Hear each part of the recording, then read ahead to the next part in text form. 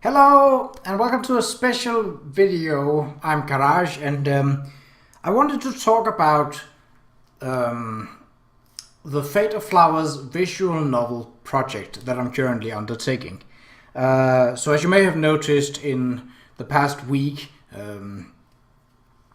I have been less busy making my regular scheduled Let's Play videos and more busy doing something else. Now that something else is that I found an engine for creating visual novels. The engine is called Ren'Py and it's free, so you can get it for yourself if you should want to.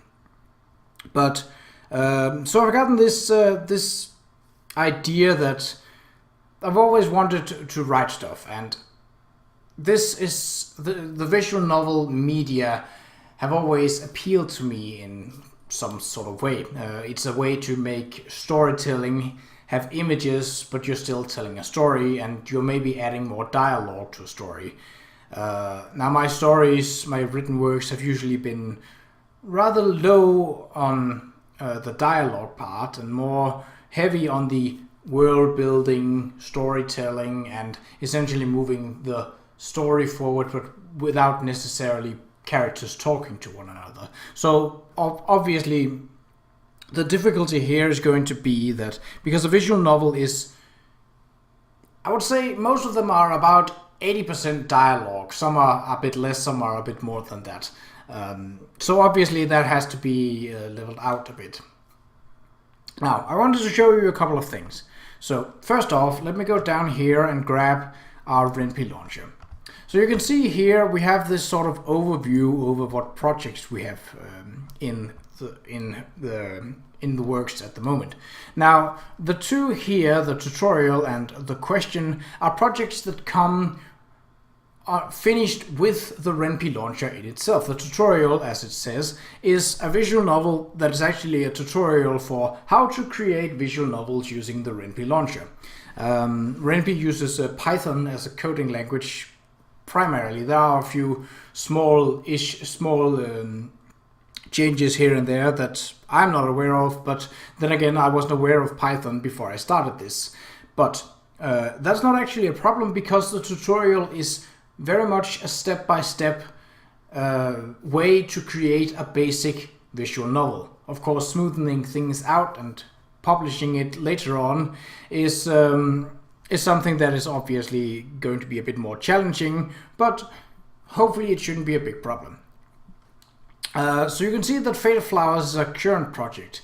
Now if I were to click here on Launch Project, I would actually start the visual novel up in its current form and state.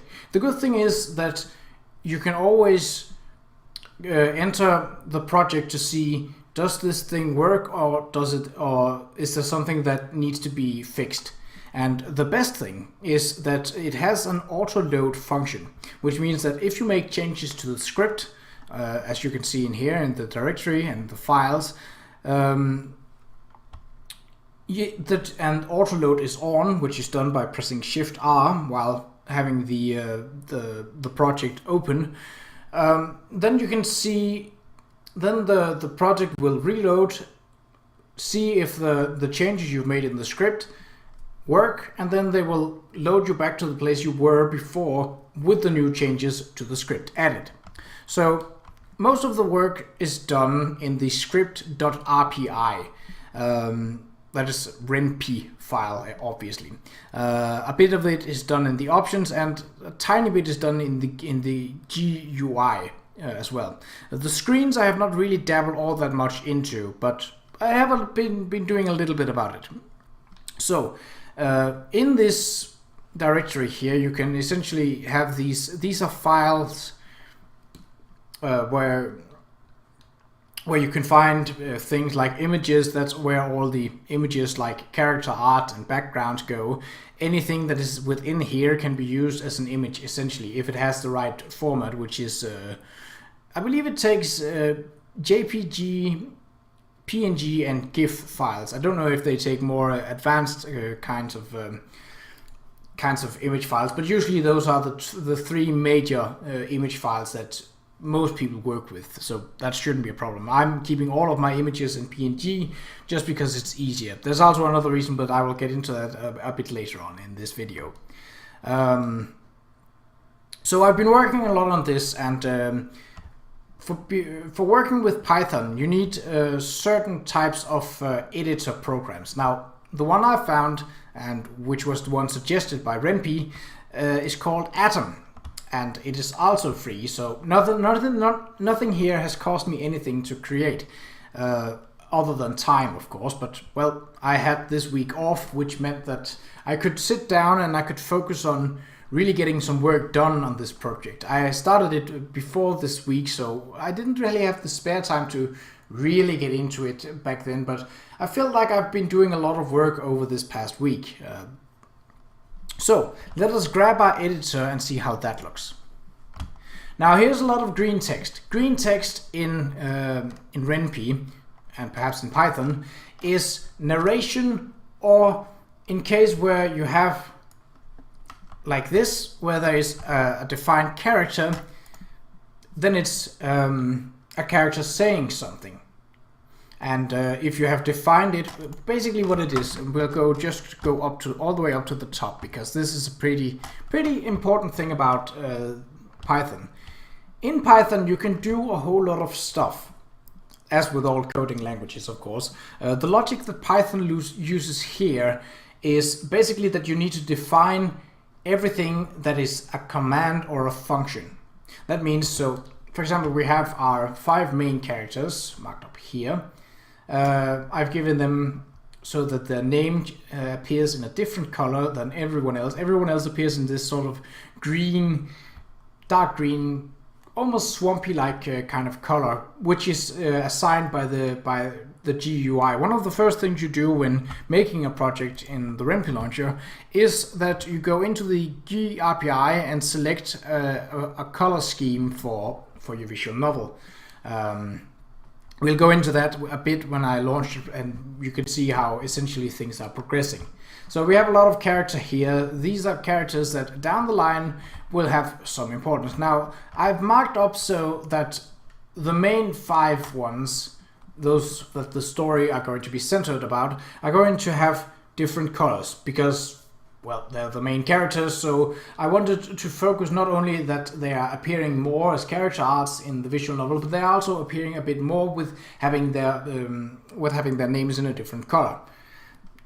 Obviously, to state that they are important to the story. Now, not all characters will have character art to them. That is because they play a little or a very insignificant role throughout the story. They appear maybe once or twice in a chapter, and maybe last in the story to sort of sum things up, like where are this person now, what are they doing, how is it going, and so on and so forth.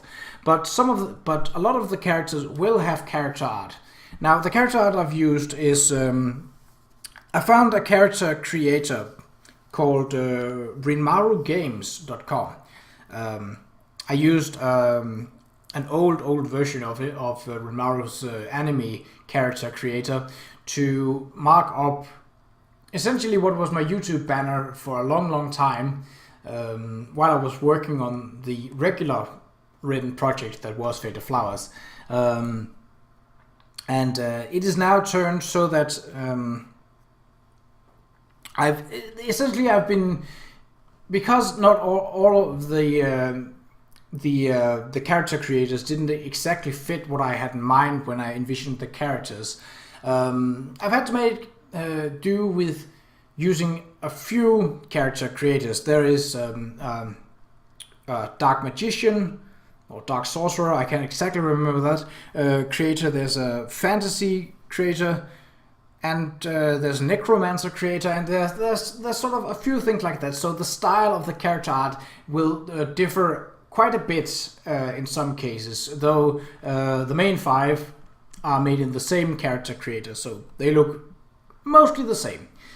We'll get into that in a bit when I pull up the actual project. So that's the defining characters. There may be more added later on. You can also see down here, if we go to this one, this is not a character that has been defined, but this is essentially a function. So it has already has dissolve on its own, which is a dissolve speed of 0.5 seconds. A dissolve means that essentially it takes an image file or something else and essentially makes it go away slower rather than just with the snap of the fingers. Like so here you can tell essentially you can edit that sort of thing on your own. It still has the basic stuff that you can't change. However, what you can do is go in and say you want to add a function, and just like a character, you have to essentially define that function. So here we have slow dissolve, which is dissolve, which is normally a 0.5 seconds, and here we have said when we say slow dissolve, that should be 1 second. So if I were to add a picture and say you need to disappear a bit slower than normally, I would say with essentially have the scene, which is what you set for the background image, and then say image BG house with slow dissolve. And then it would know, okay, you have defined slow dissolve up here in our commands. That is one of the first things you need to do. So I know that I need to dissolve this one at 1 second rather than if you were just to say with dissolve, then it would be 0.5 seconds. Another thing that when you pull it into an editor that Ren'Py also does is that it has these red ones with a hashtag in front of it. Now these are comments. A good thing about almost any coding language is that the ability to comment out stuff. That means that you're essentially writing something that does not affect the contents of what you are scripting or coding in any way whatsoever. However, it is a way to send a message. For example, making a tutorial on how to use this very editor and how to make things work. So every chapter, every sort of scene, more or less starts with a label. I've made it so that there are a fairly large amount of labels in this one, fairly large amount of chapters to speed things along. Not only that, but also it's more pleasant to look at. We go down here, there is a lot of green text. Now this is the intro. As you can see, there isn't much in terms of command. There is a bit of workings with the font here, but other than that, there's not really done much to this. So when we get down to here, we start having, we have a scene, it fades, and there's a pause of 0.5 seconds after it's done. Then we have character art coming in, which is essentially called here, which is the name of an image in the image files as we saw earlier.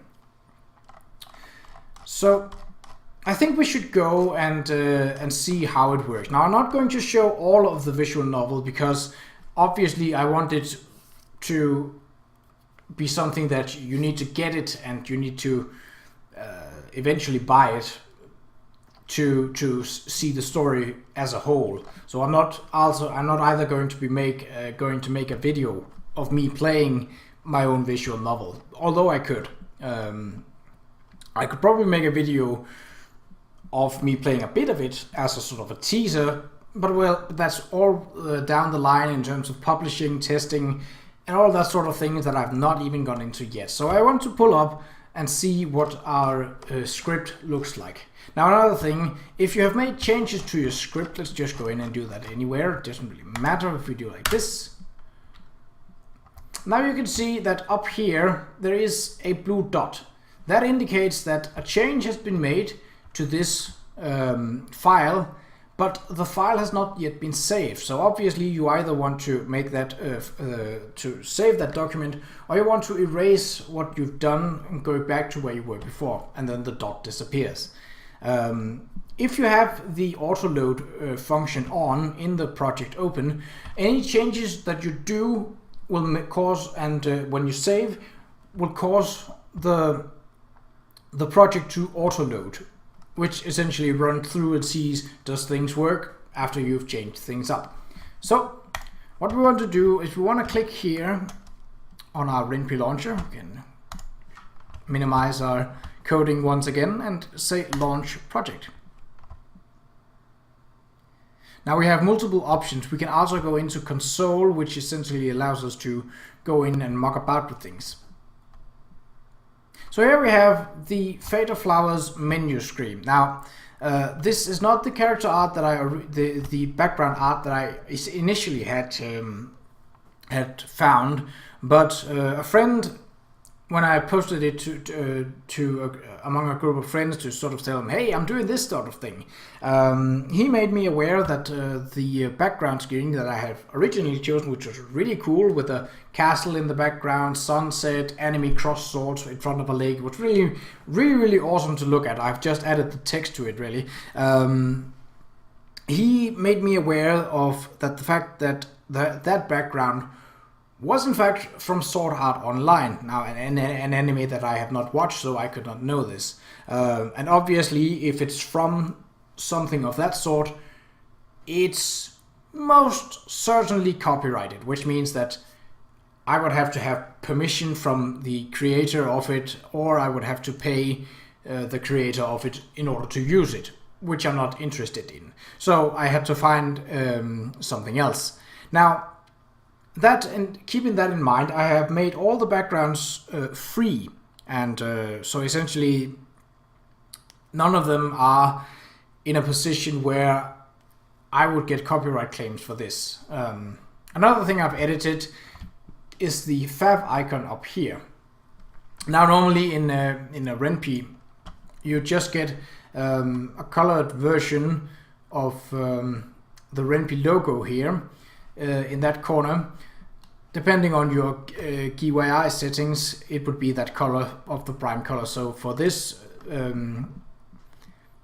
one, before I had sort of gone in and messed about with it, it would be this green shade. Right, let's go into preferences then, because that's essentially the engine room for this visual novel. So pretty standard options menu if you want for a visual novel, if you're not aware of it. We can select if we want auto forward time. This essentially makes the skip option that will appear when you're in the actual visual novel go faster or slower. You can change that however you want. You may want to not have it on too high at starting off, because you may accidentally hit the skip button and you could go forward like that. Luckily it's easy to go back. I'll get into that a bit. Text speed, that is how fast the text in each text box, each time you click, how fast the text is coming onto the screen. So you can make that super fast, or you can make it really slow. You can also, even if you make it really slow, you can just click. Clicking once changes a scene, essentially. Clicking again while the text is rolling in makes the text pop in at an instant. So you can do that if you want to. That's if I like it when it's rolling in slowly. It gives it more of a flow to the story, in my personal opinion. So we also have some sliders over here. Now they don't do anything at the moment because I haven't added music, sound, or voices yet. That is something I'm still working on and considering if that is needed. Music and sound would obviously be nice. Voices is a bit more of a complicated one, because while I'd love to do all the voices myself, that's probably not a good idea. So I would essentially have to contact some friends in here. Do you have time to come and read some lines and maybe talk about code, and maybe we can have some fun and maybe some stuff like that. But that's way down the line, and it's sort of, I'm considering leaving it out, considering this is my first big project like this. So we can actually go into our code and say in the options that we don't want sliders for this. That is very simple. It's just changing a setting from true to false, which essentially means that they don't exist. We can also say mute all, but again, there is nothing to mute right now, so that's not a problem. Skip. Normally in a visual novel, the skip function allows you to speed forward to the first change. The first choice, essentially. However, as this is a kinetic story, which means that it is linear and without choices, at least in the start, because looking into the tutorial, the choices looked a bit difficult to implement. Well, not so much on the technical scale, because the tutorial made it very easy to follow, but I don't think it fits with my story yet. I may add it way down the line, but that is essentially in parts of the story that have not yet been written, so that is past the 100 pages in a Word document that is already written down. But if I decide to put in choices, I'll of course make some post about it, or maybe even another video describing what my thoughts are and such. Now you can also have full screen and windowed options, fairly standard for visual novels. While I could show it off, I'm not going to do that because my recording gear does really not like it when I do so. It goes away from the screen and essentially blocks off, so that I just get a black screen and then a still image, which I'm not interested in. But it works, and the pictures look fine and all that. Right, so you can also see out in the menu, let's just return. So out in the menu here we have the standard buttons. Now these buttons, as you can see, are active because they have a color to them. That means you can click to them and they will do something. You could see the license here. I should probably put some more stuff into here. You can see help, which allows you to keyboard and mouse, so both works. And we could quit, but let's not do that. We can load. Going into the load, we have a lot of save files, or rather room for a lot of save files. So we have the automatic saves, which is happening each time you close the project down. Not really a problem, it's just a good way to, each time the project isn't run completely through and you close the project down, it says, oh, maybe you wanted that done. You can also quick save if you want. Now quick saves are rather limited, so you only have a few of these. I usually don't use quick saves when I'm playing visual novels, but some of you might, so the option is there. Also, I don't want to remove stuff that's working, even though I'm not using it myself. But I use normal load and save files either way, and with those there are plenty. In fact, there is actually an unlimited number of pages, so you can keep clicking and this number could continue going up if you wanted to. Lots of save slots available. Not that it's so needed in a kinetic story. It's more in the ones with changes, where you want to save right before a choice or at a choice, so you can essentially go back and say, no, I wanted to turn left instead of right. Right. So, without further things to show off, let's go in and see how it works. So, I've messed a bit around with the things here. I should say all the backgrounds are 1280 to 720 in format. The first time I just uploaded a background image and looked at it, and it was like, it was essentially cropped very poorly.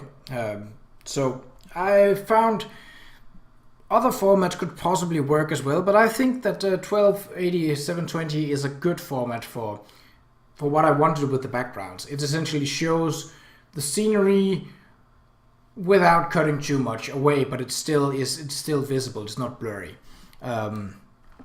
So I've meddled a bit with the look of the text bar down here. Originally, the text bar was more see-through than this, and it was sort of in a shape like a half moon here and a half moon here, where it was almost completely see-through out on the sides and then more solid in the middle. I've messed around a bit, tried to make some artsy looks, but in the end I settled with, you know what, people need to be able to read what is actually being written here. So go back, make it white, make it opaque, and keep the font and text as it is. Now I could go in and say you are to use this font or this font in this color and this size if I wanted to, but again, I love playing around with fonts, and I think that is really, really fun, graphical works, but when it comes down to it, I too understand the need for a text to be readable, and oftentimes that is not the case with some of the fonts I play around with. So that's an idea that I've given up on for the sake of it being readable. So how to get moving in, if you haven't played visual novels at all before, let me tell you a bit about how they work. So you can usually have a setting that allows it to essentially play out like a movie. The text rolls in on the screen down here, and if it's set to the automatic setting, which I don't know if this has, oh, it does, auto, then it sort of rolls like a movie where you can read it in your own time, go in and change the preferences here, and is essentially select it, have it so that you can read it at your own pace. Some like that, some don't, but mostly people are essentially reading it, but as some people are reading it at their own pace, they like to control that pace. And you do that by manually telling the visual novel that I've done reading this, now I want to read the next thing. So what you can do is either, and this works for all the visual novels I've played, I don't think it's pretty much a standard rule that you can both mouse click, and you can see the text coming in here. That's a fairly decent speed. I might want it a bit slower if I were to play this, but that's just me. But you can also hit the spacebar. Both works, as you could basically have seen out in the help section. So we have this. This is called the quick menu. It essentially has everything from the main menu. It has back, which allows you to go back in text. You have history, which is currently empty because we haven't done anything in the text. We can go a bit forward and click history again and see what it says. And here you can see all the lines of text in a more readable type of in a more readable setup, if you want that. Now you can click return down here to return to the story, or you can do, which is also a thing that's common to all visual novels, is that you can simply click the right mouse button. Right mouse button, when you are in the visual novel, does not go back. You use the mouse wheel, scrolling back and forth between the posts you've already read. Now you can't go past a post that you haven't clicked on, so you can't just go all the way. You see it won't let me go any further than this. I need to click or press the space bar to go further. Now if you press the right mouse button, the visual novel believes that, oh, you want to save, and it brings up the recent save slot that you had opened.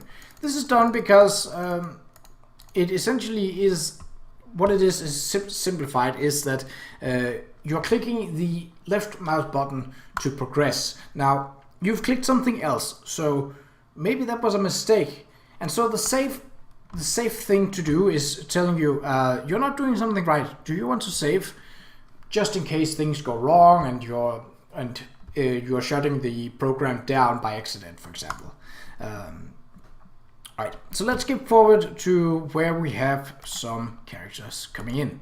Right, so I'm not completely done with the characters as of yet. You can see here on Qa'Rajh, out here on the left, that I have not cleaned the background off entirely from her hair, especially. That's going to be a bit of a pain in the ass, but it will be done either way. So the way it's done here, you can see here that she changes mood a bit. Now that is because the important characters essentially have more moves to make them seem more alive. So essentially I've taken the same image and just changed the facial features a couple of times. Not so much with Qa'Rajh, but more with the main 5 heroines that you'll get to meet later on. I'm considering if I should fill out things like armor spots and that, but I might leave it in. At the moment, Qa'Rajh's image here is a bit too big. I think I want it maybe like 10% smaller, but still the position is good. I like it. and everything is readable with ease. There's nothing that is hard to read. There's nothing that is jarring to look at.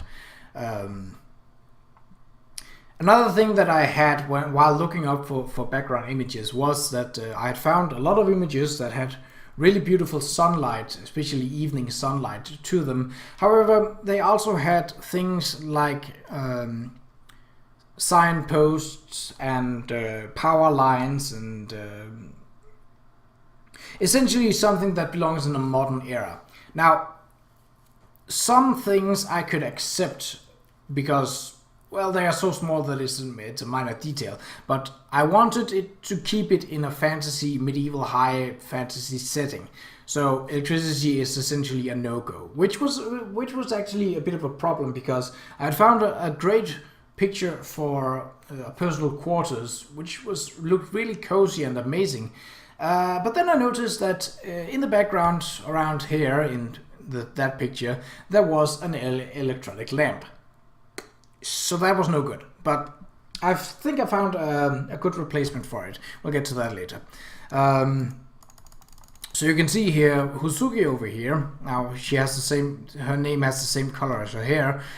That makes it easy to see who is who, in my opinion.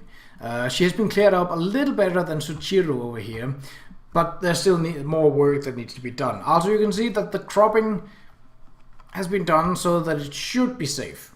I'm hoping.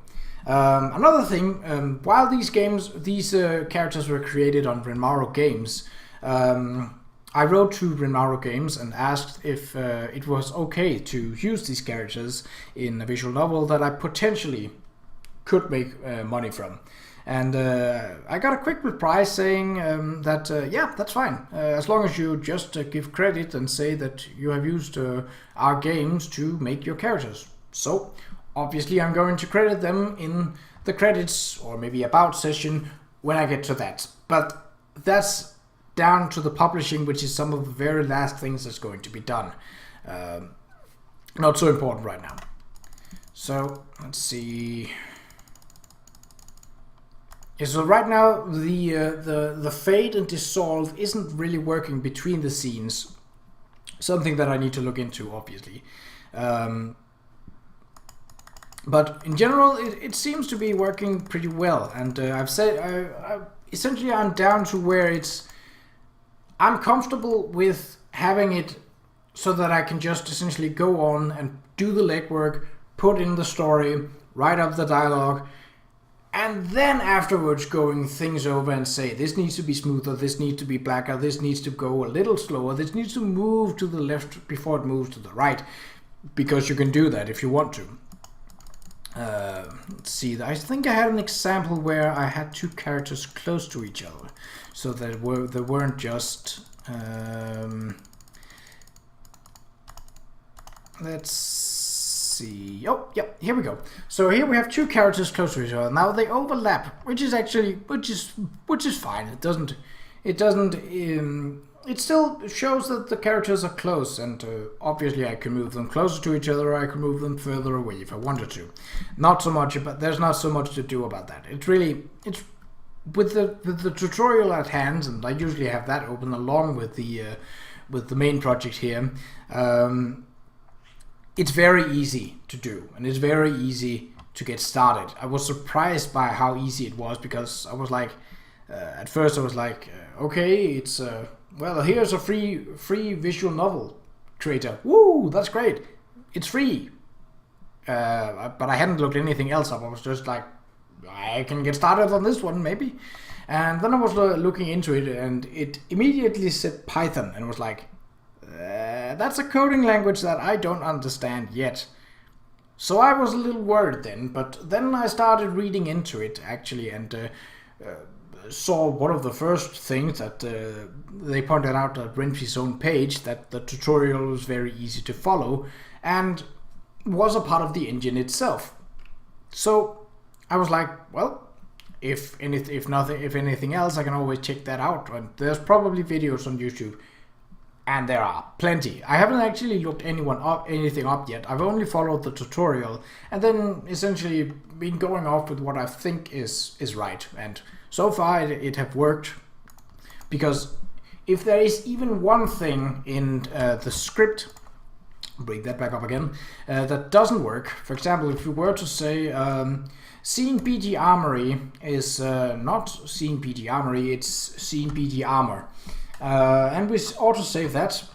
Now it doesn't do anything right now because we haven't started the autoload function. But if we press Shift plus R, we actually get to the fact that now this is way down the line. It doesn't break the story because, well, it's just an image. Now what it will do instead is that it will tell me that if we skip forward,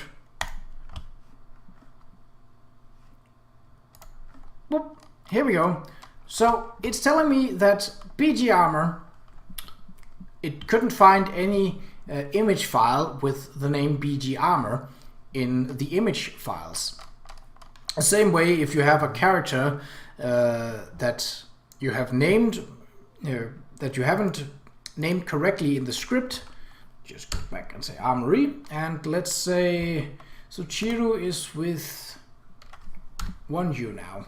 Let's see what happens now. This shouldn't break it either.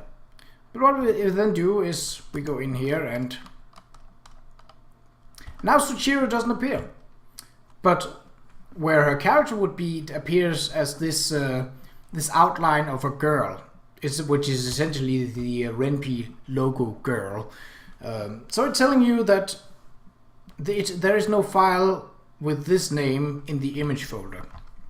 Again, image folder is where you have all the images. Now it's a bit, I personally prefer having two files in there, one for character art, one for backgrounds, potentially another one for miscellaneous things that you need down the road, like effects and such. But that's just the orderly person in me wanting to sort things logically. But it's easy to work around and it's not really a big problem. So yeah, obviously there's still a lot more work to be done. Now I don't have another holiday coming up anytime soon. The next one is first in December, and that's about when I begin to have exams and such. So I don't expect to have a whole lot of free time, at least not as much as I've had in this past week. But obviously I will try to make as much work done on this project as possible for me, because right now it is essentially, I love storytelling, and this to me right now is my way of telling a story that I'm already working on, essentially. And I find the visual novel as a media very appealing, as I said in the start of this video. So for that reason, I wanted it to be something special. I wanted to be the epitome of work with storytelling. And to me, words is enough for storytelling, but I too enjoy pictures to my story. Makes it less dry and makes it feel more alive. And visual novels are, as the name suggests, visual. So it makes it feel much more alive. So yeah, I don't think there's much more else to say right now. I'll try to resume a more normal set of uploading schedule with my videos. Mostly, I think what I'm gonna do is that I'm gonna put The Elder Scrolls 4 Oblivion on hold for a while we delve into the Dawnguard DLC of Skyrim. Mostly because it's a bit of a hassle having two PS3 game series on at the same time. It's not a problem with The Elder Scrolls Online as it is a PlayStation 4 game. So yeah, that's basically it for me. So this video will pretty much only be available on my Facebook page. I'll upload it to YouTube, but it's a private video, so you can only see it. It's a private or hidden video. I can't exactly remember the correct things there, but I think it's hidden. But essentially, only you people of my Facebook page can see this. Why? Well, I felt like I needed to give you something special, something that's for you only. Obviously, if you share the link, other people can see it, but then it's out of my hands. And, well, if they have any interest in it, feel free to let them know. So obviously, I'll be looking for test persons down the line.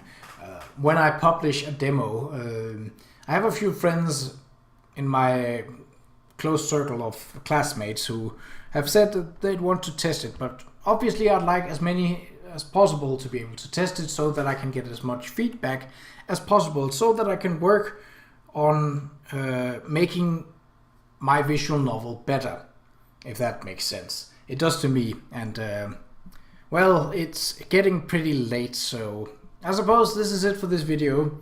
So until next time, actually let's just go in and say we want to quit. Let's see, it does come up here, so that's hard to read, but that's okay because this is not a screen that is used very often. So yes, we want to quit, and the project just closes down. So until next video, whatever that may be, take care.